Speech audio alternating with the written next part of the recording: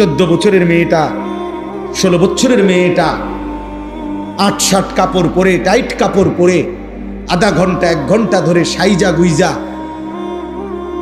আপনার মেয়েটা আপনার ঘর থেকে বের হয় প্রতিনিয়ত। আপনি বুঝেন না এই অসভ্য মেয়ে কারে দেখাইবার জন্য 1 ঘন্টা লাগাইয়া সাজলো, আর এই অসভ্য মেয়ে রাস্তার কারে দেখাবে? আমনে বাপ বোঝেন না? আমনে ললিপপ খান, আমনে বইয়া সিরা সাবান,